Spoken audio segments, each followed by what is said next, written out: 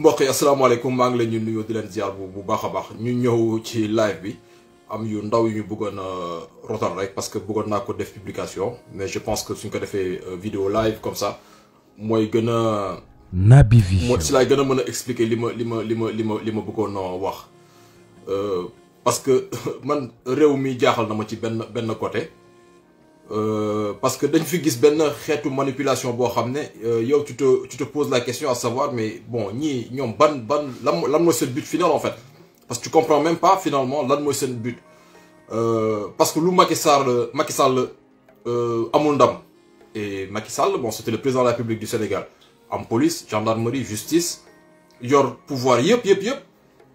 ak lu mu fexe yëpp sur le Pastef Macky Sall réussirul. Après je vois toujours gars yi continuer sur la même lancée bon ñi nga xam ne ñoo ko fi nekkaloon la parce que bon on va pas se mentir ñëpp gis nañu sunu presse bi yenn acteur société civile bi nu ñu taxawee woon donc loolu bettul kenn après su ma leen gisee ñu nekk nag di insister si bêtise bi bon je me dis des fois peut-être que il y a beaucoup de frustration si je comprends il y a énormément de frustration certains soo leen gisoo sax actuellement presse bi nu mu virulenté presse bi. Bon, limite, tu te dis, est-ce qu'ils ne sont pas atteints psychologiquement? Parce que quand tu vois leurs réactions, que ce soit Babacar Fall, que ce soit Hassan Gueye, que ce soit qui n'est que sur comment on appelle, ITV, Ibou Fall, bon, tu sens qu'il y a beaucoup de frustration. Quand tu entends Studio Fall, tu sens beaucoup de frustration. Parce que aussi, de non, c'était vraiment sous Macky Sall, et même sous Abdoulaye Wade. Naby Vision. Nous avons dit que waaw bu fi Abdoulaye Wade di nekk soo duggaan palais enveloppe yi bon de la même chose sous Macky Sall non parce qu'il y avait beaucoup de corruption, beaucoup de détournements, donc forcément il y avait beaucoup d'enveloppes. Et même récemment, quand l'autre là, Yorodia, quand il faisait le tour un peu des plateaux TV, tant hier, moi, chaque jour, il y a des chaînes TV, souvent mingi RFM, souvent mingi, il faisait le tour des plateaux et bon, des bruits de couloir, bon, à chaque fois qu'il venait, bon, on a un billet, 1 million de journalistes. Donc franchement, il faut aussi, hein, parce que soit qui c'est niveau de vie, il y a des journalistes, ou même animateurs, hein, il suffit juste de prendre des animateurs, et en l'occurrence, les animateurs de la TFM, mais ils vivent dans un luxe insolent. Mon nom tout et tout, mais bon, peut-être après mon nagnac, mais bon, qu'est-ce qu'il y a animateur, animatrice, il n'y a que TFM. Bon, des gens qui vivent dans un luxe insolent, tu comprends même pas. Des journalistes, oui, ils sont bien payés à TFM, mais quand tu vois le niveau de vie de Aïssatou Diop Fall, le niveau de vie de Mouhamon, les autres journalistes de la TFM, quand tu vois le niveau de vie, le salaire du Sénégal de gagner, ou le salaire d'un journaliste, même si, bon, il est dans une structure, bon, salaire il faut le gagner barré mais bon yo en tant que nit bu yëngu da nga nan bon voilà il y a quelque chose qui n'est pas logique dans cette histoire ni ce niveau de vie bi salaire mayu len ko en fait parce que dafa neexoon aussi motax il y a énormément de frustration énormément tu sens xol lañu waxé Babacar Fall ci wax tu sens que nit ku mer moy wax quoi en fait c'est pas il a quelque chose contre le Pastef oui amna lu mu bañé Pastef mais bon gars yi fu ñu laal moo grave en fait ñoom fu ñu jugee. Naby Vision. ak fi affaire yu mujj affaire da leen jaaxal ba léegi traumatisme en fait ils vivent un profond traumatisme moo tax la dernière fois j'écrivais sur Facebook man ça serait bien que les psychologues ñoom docteur Babou ça serait bien que ñu jël en charge ces journalistes bon ñu apporter leen benn soutien psychologique parce que là ça va pas du tout hein. Et je vous jure que bientôt ngeen commencé gis Babacar Fall. Ça va il toog ci yor micro di saaga ay nday fa lay mujj parce que Aïssatou Diop Fall moom mi ngi telli di yuuxu moom xam naa lu ko gars yi tuddul aussi je comprends tant elle est trop nerveuse et des fois j'ai envie de la taquiner un peu après je vous dis mais écoute elle veut juste qu'on parle d'elle en fait elle parce que mi ngi telli même Ndour Faye génn na fee Aïssatou Diop Fall chaque jour mu takk rajo mais gars yi duñ ko sax romb sax ba ne ko Aïssatou na nga def et ça l'énerve en fait donc gis nañu tel et c'est ce que je dis il y a énormément de frustration Aïssatou Diop Fall elle a eu des bisbilles avec la TFM mu lijjanti Khalis comme elle dit bon nen sur fonds propres elle a dépensé 300 millions tu dis mais où est-ce qu'elle a trouvé 300 millions pour ouvrir une structure une chaîne de télé mais bon bref voilà donc ça c'était juste une introduction et ñu ñëwaat wax sunu sœur Sophie Ndiaye Diatta c'est une militante de Pastef bu nekk Italie dafa am ay problèmes judiciaires depuis les événements yi fi amoon du mu si dellu si waat Naby Vision et voilà jamono yu xol yëpp jug na xol yëpp tàng na donc forcément bon nit ñi ngi dem manifester nu ñu mënee ñi dem ci consulat yi bon au Sénégal nit ñi ils étaient sur le terrain chacun voulait participer pour sauver la nation sénégalaise et malheureusement bon mu am ci ay ennuis judiciaires ñi ngi ñaan bu baax suñu autorités yi ñu taxawu ko bu baax a baax parce que ça peut se régler diplomatiquement donc ñi ngi ñaan nag ñu ngi koy ñaanal yàlla suñu sœur bi yàlla taxaw ko bu baax a baax et puis Je pense qu'il a le soutien de tout le monde et je pense que aussi le gouvernement bi ñu ci war a def lu ñu mën loolu laa supposé boog aw ma ci benn information mais je suppose parce que ni ma xamee un peu gars yi ni ñu fonctionner que bàyyiwuñu ko toute seule. Et temps yi aussi gis nañu les décisions yi nga xam ne le ministre Aliou Sall jël na ko pour ñu régulariser le secteur de l'audiovisuel, de la presse en général. Mais c'est une décision boo xam ne kii moo ko jëloon non c'est l'autre là le ministre qui était sous Macky qui dem tëj les internet qui dem couper internet tout ça. Mais ça date de Macky Sall en fait journalistes yi ñoom ñoo toogoon seen biir ñu ne ñoom dañoo bëgg ñu réguler seen secteur. Donc CORED ak xawma CEDEPS tous les seen coordination journalistes yooyu le CNRA ñoom ñëpp ñu toog et puis je pense si je ne me trompe pas c'était en décembre 2023 la ñu waroon acte loolu yëpp et c'était sous Macky Sall donc ils étaient tous associés pour ñu réguler seen secteur et ñun suñu charte ndeyu réew wala autant pour moi suñu charte presse réew en fait muy CORED muy CNRA journalistes yi ñoo toog seen biir ñu am loo xam ne dañ ko bëggoon ci seen liggéey ñu proposé ko Macky Sall ba ñu adopté ko donc li fi nekk di xew nii yëpp c'était sous Macky Sall donc le fait ñu waroon publier la liste des chaînes yi nga xam ne wala radio télévision médias yi nga xam ne ñoom ñi la état de reconnaître loolu c'était encore sous Macky Sall c'est même pas sous Aliou Sall comme on dit l'état c'est la continuité donc ce qui arrive à Maïmouna Ndour Faye dañ ko ne Naby Vision xam nga mi ngi tëb di dal waaw man ça fait longtemps may def sama liggéey kenn du ma jàngal on ne remet pas en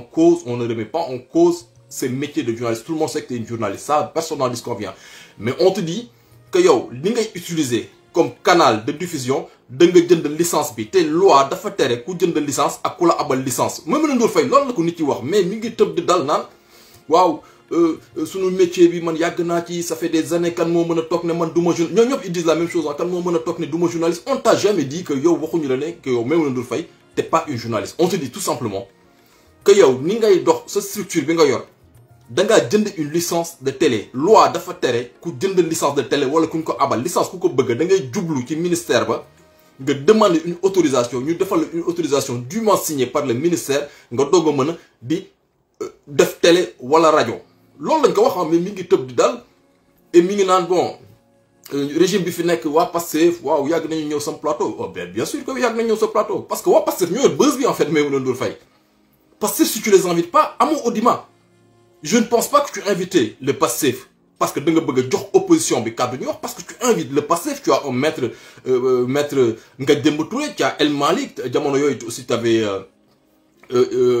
comment on appelle le président de la République Diomaye Faye aujourd'hui tu dis invité de MNF Diomaye Faye mais ce audimat de exploser Naby Vision invité de MNF El Malick Ndiaye ton audimat explose invité Amadou Ba Ngagne Demba Touré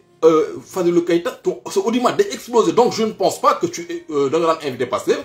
tout simplement parce que tu voulais donner à l'opposition benn tribune bu ñu mën a waxee seen projet non tu les invités parce que audimat mooy dundal télé mooy tax publicité yi ñëw annonceurs yi ñëw c'est l'audimat qui amène les annonceurs donc aussi du ñu doxam pour combien de fois nga daw ci ginnaaw Ousmane Sonko parce que tu sais pertinemment le jour où tu vas inviter Ousmane Sonko nga def ko affiche Orange Eiffage soo moytu Coca-Cola sax woo moytu sa waa McDonald's sax dañuy ñëw Sénégal nañu dimbali ñu jàll ñu suñu publicité parce que tu auras des millions et des millions de gens qui vont te suivre donc tu fais juste ton métier donc viens pas nous dire non daan naa sax mel comme si da nga doon jàppale Pastef mosoo jàppale Pastef au contraire tu les as invités sur ton plateau télé avec ton téléphone sous la main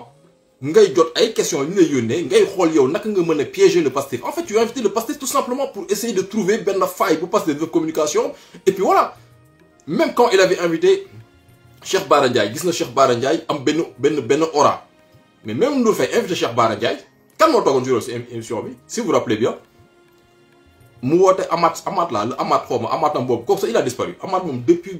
bi gars yi perte Amath a complètement disparu seen juriste boobu te juriste bi je me suis renseigné dégg naa juriste xaw ma affaire industrie lay liggéey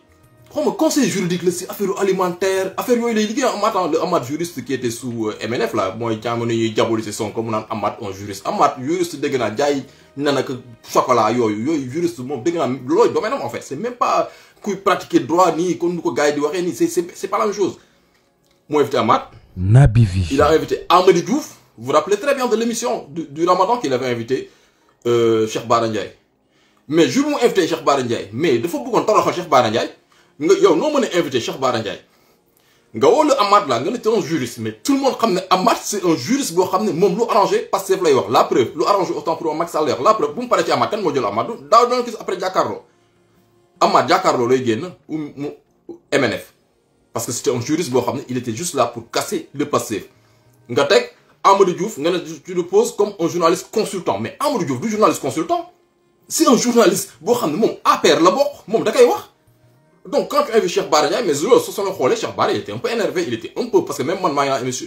Cheikh Bara Ndiaye yow sa émission yëpp yàqu na parce que il était trop énervé il était voilà parce que gars yi di ko jéem a toroxal di ko wàññi naan ko ay garabu nga waaw xam nga l'autre di ko manquer de respect loolu taxoon mu naas invité ko c'était tout simplement pour démontrer au Sénégal que waa ji nga naan analyste politique la Cheikh Bara Ndiaye bii di défendre le passé gis ngeen ko tey sama plateau wax nañ ko loo ko ba wan leen ne kii du dara c'est pour ça qu'il a invité des gens mu naas. C'est comme sur Sen TV, le jour du procès de Adji Sarr, verdict bi ndeysaan Sen TV avait organisé un plateau télé. Francis Hélène Gueye comme invité. Comment il s'appelle? Cheikhna Keita comme invité.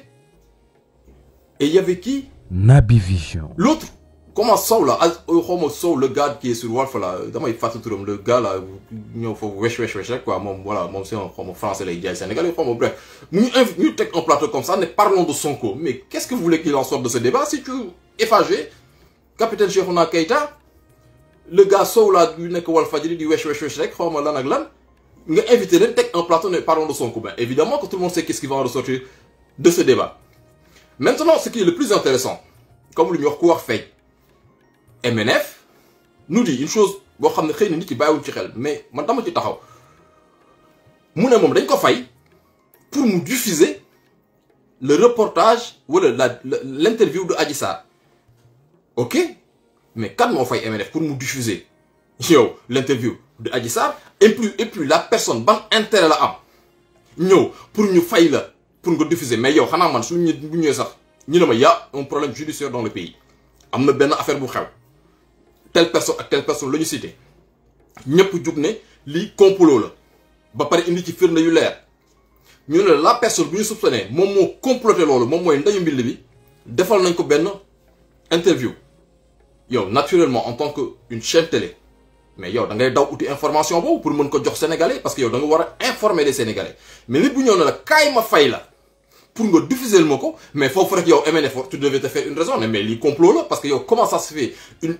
information aussi capitale bo xamné askanu Sénégal jaxasoo na te réew mi ngi tàkk te on a une information capitale mais nit bo xamné amna information capitale te xam na ne moo na ci dëgg mais soxlul mu lay fay pour nga diffuser ko yow au partir de ce moment ñu ne la kaay ma fay la